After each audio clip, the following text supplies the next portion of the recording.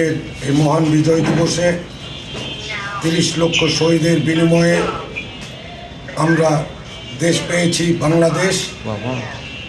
আজকে এই দিনে ৩০ লক্ষ শহীদের প্রতি জানাই গভীর শ্রদ্ধা এবং যে সকল মুক্তিযোদ্ধারা এই বিজয়ে অংশগ্রহণ করছেন তাদেরকে জানাই সশ্রদ্ধ সালাম।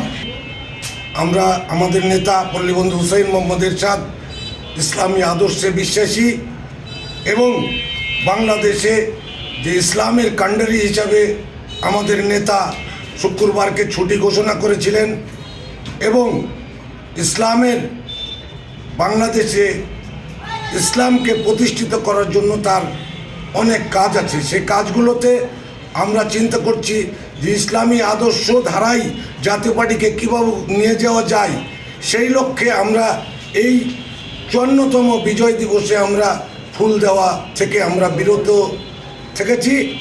আগামী দিনে কেন্দ্রীয় সিদ্ধান্তর মাধ্যমে আমরা আগামীতে ফুল দেওয়ার কর্মসূচিগুলো আমরা নাও রাখতে পারি, সেটা কেন্দ্রের নির্দেশনার উপরে নির্ভর করে।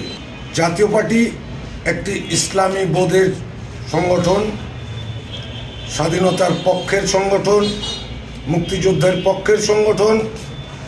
এই সংগঠন গড়ে গেছেন আমাদের প্রিয় নেতা সাবেক সফল রাষ্ট্রপতি পল্লীবন্ধু হুসাইন মোহাম্মদ এরশাদের গড়া জাতীয় পার্টি। এই জাতীয় পার্টি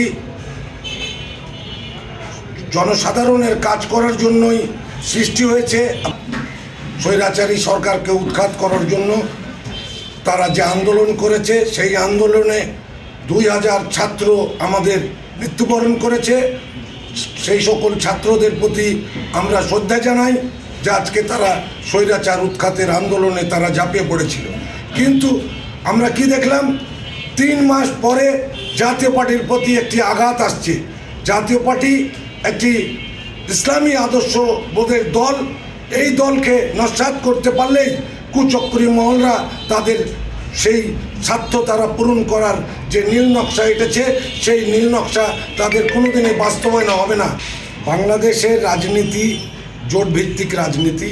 আমাদের কেন্দ্রীয়ভাবে একটি আলোচনা চলছে জাতীয় পার্টির সাথে।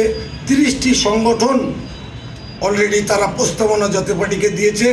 আমরা ৩০ দলীয় জোট অচিরেই গঠন হবে জাতীয় পার্টির নেতৃত্বে।